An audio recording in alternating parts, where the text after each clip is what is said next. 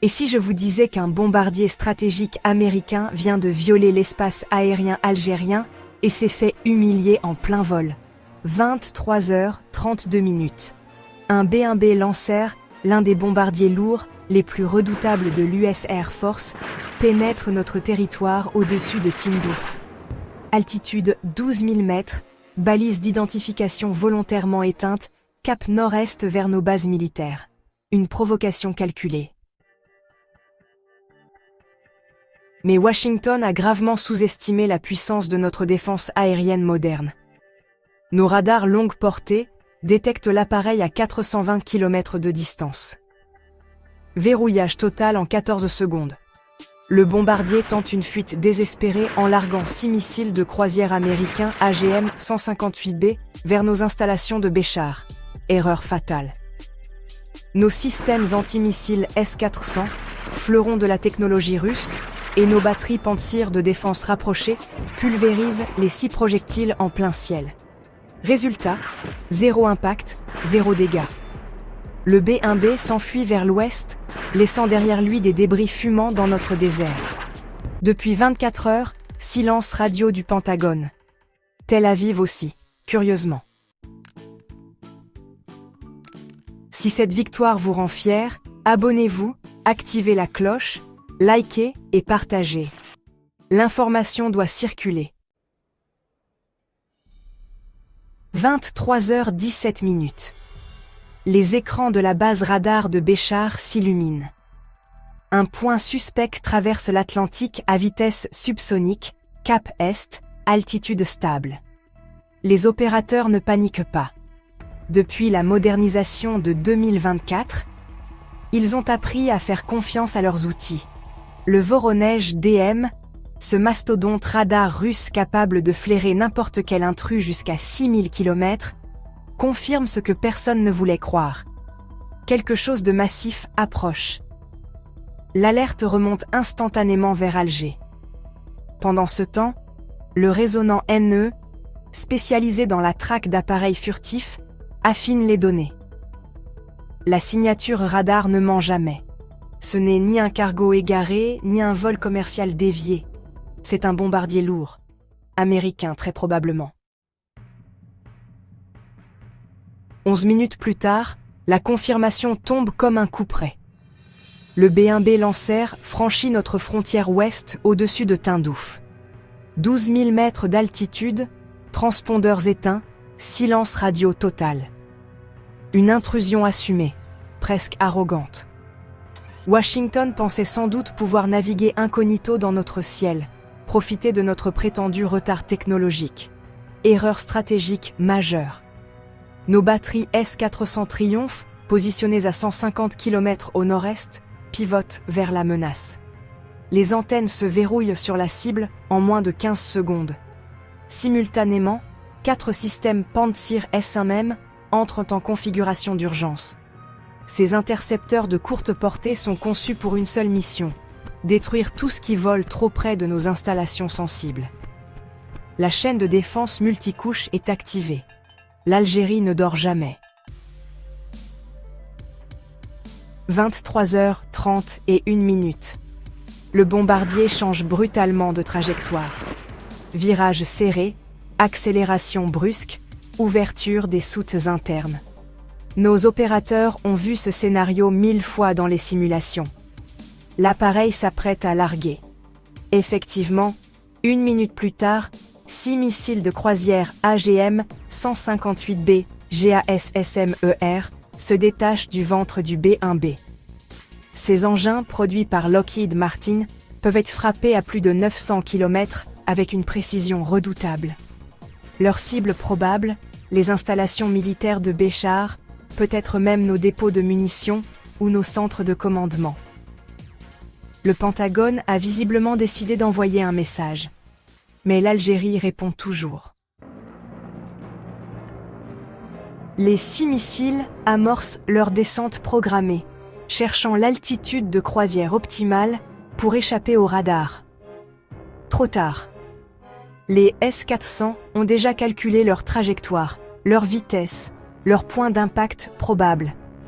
À 23h33, les premiers intercepteurs 40N6E décollent dans un rugissement de feu. Ces missiles anti-aériens russes, capables d'atteindre 400 km de portée, filent à Mach 6 vers leur proie. 38 secondes plus tard, le premier GASSM explose en plein ciel. Boule de feu orange, débris dispersés sur plusieurs kilomètres carrés. Les 5 autres suivent en cascade.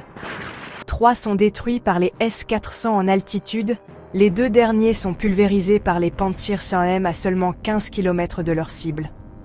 Le ciel du sud algérien s'illumine comme en plein jour. Au sol, aucun impact.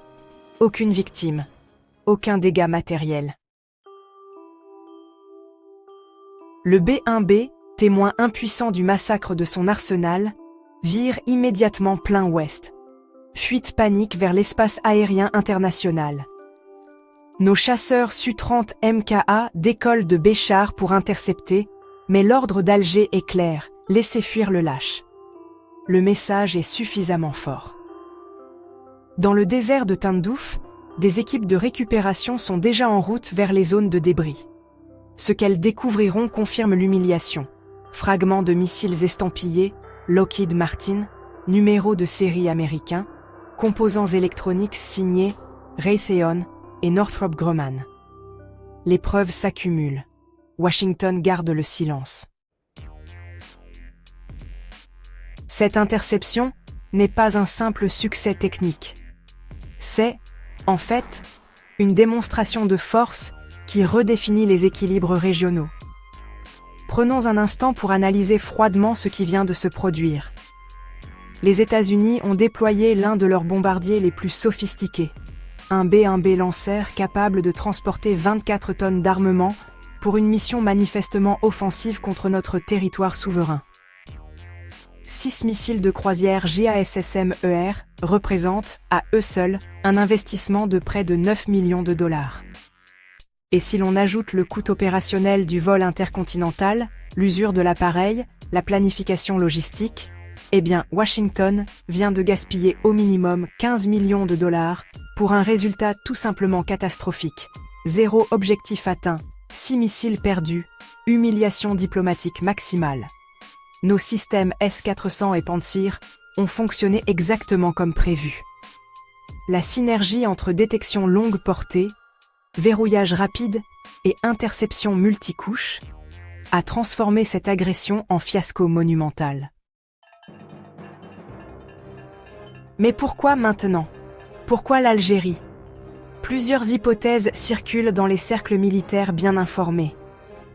Premièrement, cette provocation pourrait être un test grandeur nature de nos capacités défensives. Depuis 3 ans, Alger a massivement investi dans la modernisation de son arsenal anti-aérien. Les Américains voulaient probablement vérifier si notre bouclier était réellement opérationnel ou simplement décoratif.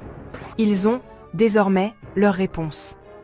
Deuxièmement, cette intrusion s'inscrit peut-être dans une stratégie régionale plus large. Les tensions avec le Maroc atteignent des sommets historiques, Rabat multiplie les provocations à nos frontières orientales, Tel Aviv intensifie ses vols de reconnaissance au-dessus de la Méditerranée. Un axe Washington-Rabat-Tel Aviv cherche visiblement à déstabiliser l'Algérie, à tester notre détermination, à sonder nos failles. Cette nuit, cet axe a compris que la ligne rouge est infranchissable. Toute agression sera neutralisée, tout missile sera abattu, tout intrus sera traqué. La réaction internationale est révélatrice. Le Pentagone n'a émis aucun communiqué officiel depuis 24 heures. Pas de démenti, pas d'explication, pas d'excuse. Ce silence, c'est un aveu. Reconnaître l'incident, c'est admettre l'échec. Le nier, c'est laisser circuler notre version des faits sans opposition. Washington est coincé. Tel Aviv observe également un mutisme suspect.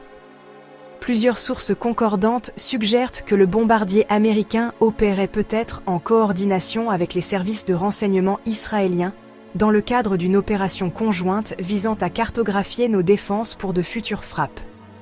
Si cette hypothèse se confirme, l'humiliation est double. Rabat, quant à lui, multiplie les déclarations confuses sur les réseaux sociaux, accusant tantôt l'Algérie de propagande, tantôt Washington de négligence.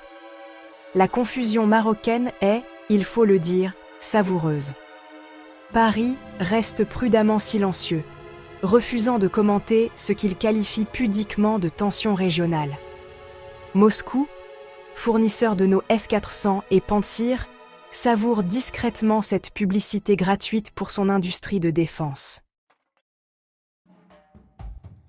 Sur le terrain, l'armée algérienne renforce immédiatement sa posture.